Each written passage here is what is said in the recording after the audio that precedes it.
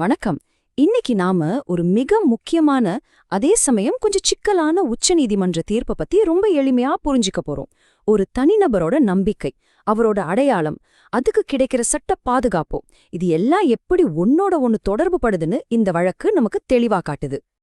யோசிச்சு பாருங்க, ஒருத்தர் தன்னோட மதத்தை மாத்திக்கிட்டா பிறப்பால் வந்த அவரோட சாதியும் மாறுமா? ஒருவேளை சாதி மாறாதுனா கூட அரசாங்கம் கொடுக்கற சட்ட பாதுகாப்புகள் தொடருமா இல்ல நின்னு போயிடுமா? இதுதான் இந்த முழு விவாதத்தோட மையப்புள்ளி.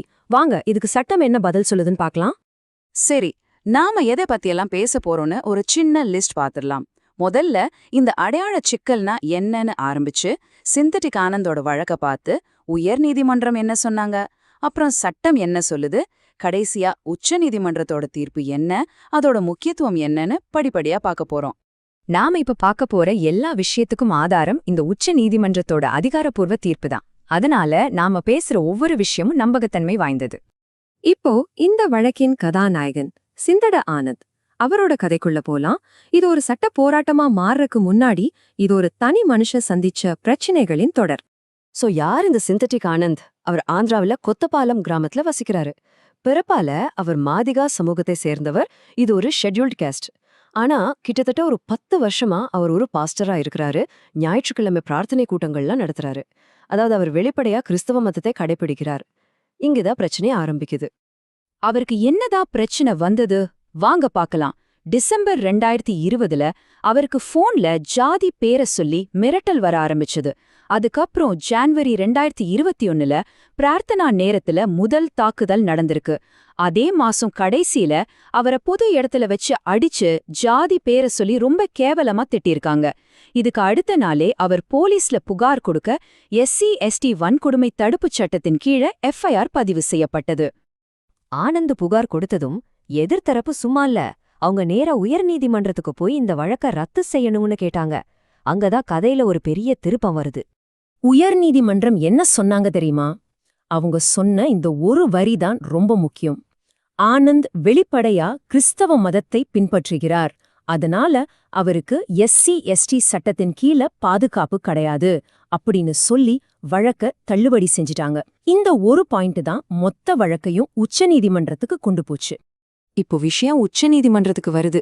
உயர் நீதிமன்றத்தோட தீர்ப்பு சரியா தப்பா, சட்டம் உண்மையில என்ன சொல்லுதுன்னு அவங்க ஆழமா அலசி ஆராய ஆரம்பிச்சாங்க. முதல்ல இந்த ஷெட்யூல் காஸ்ட், அதாவது பட்டியல் சாதினா என்ன? இது நம்ம அரசியலமைப்பு சட்டத்துல ஆர்டிகிள் 341ல வரையறுக்கப்பட்ட ஒரு பதம். எந்தெந்த சாதிகளை இந்த பட்டியல்ல சேர்க்கலான்னு முடிவு செய்யற அதிகாரம் குடியரசுத் தலைவர்கிட்ட இருக்கு. இது ஒரு சமூக வார்த்தை மட்டும் இல்ல, ஒரு சட்டப்பூர்வமான அடையாளம். இதுதான் இந்த வழக்கின் மிக முக்கியமான வரி. 1950 வந்த அரசியலமைப்பு ஆணை என்ன சொல்லுதுன்னா, ஒருத்தர் ஹிந்து, சீக்கியம் அல்லது பௌத்த மதம் தவிர வேற எந்த மதத்தை பின்பற்றினாலும் அவங்கள பட்டியல் சாதி உறுப்பினரா கருத முடியாது. ரொம்ப நேரடியான தெரிவான ஒரு விதி. அப்போ ஒரு மதத்தை பின்பற்றுவது இல்லனா ப்ரொஃபஸ் பண்றதுனா என்ன அர்த்தம்?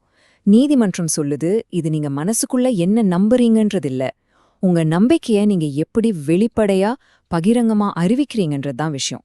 ஆனந்த் 10 வருஷமா பாஸ்டரா இருந்தது அவர் கிறிஸ்தவ மதத்தை வெளிப்படையா பின்பற்றுவதற்கான தெளிவான ஆதாரம்னு கோர்ட் எடுத்துக்கிட்டாங்க. இங்க உச்ச நீதிமன்றம் ஒரு முக்கியமான வித்தியாசத்தை காட்டுச்சு. அதாவது சட்டப்பூர்வமான பலன்கள், சட்டப்பூர்வமற்ற பலன்கள்னு 2 இருக்கு.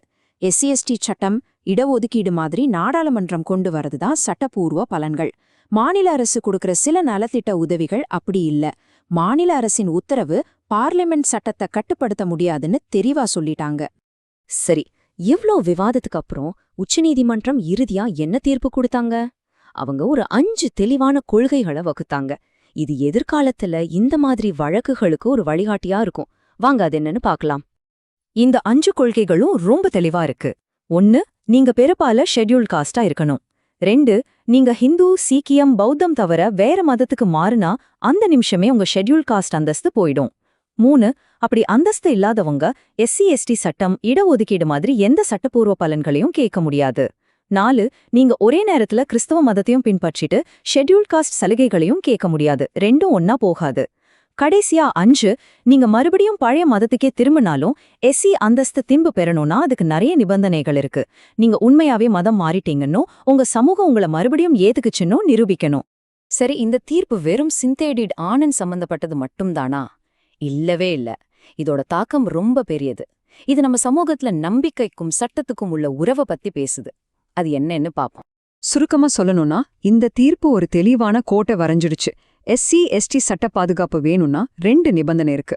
1, நீங்க பிறப்பால அந்த சாதியா இருக்கணும். 2, அதே சமயம் நீங்க இந்து, சீக்கியம் அல்லது பௌத்த மதத்தை பின்பற்றணும். இது 2ம் இருந்தா மட்டும்தான் பாதுகாப்பு. இதுல எந்த குழப்பத்துக்கும் இடமில்லைன்னு நீதிமன்றம் சொல்லிருச்சு. இறுதியா இந்த தீர்ப்பு நம்ம எல்லார் மனசுலயும் ஒரு முக்கியமான கேள்வியை எழுப்புது.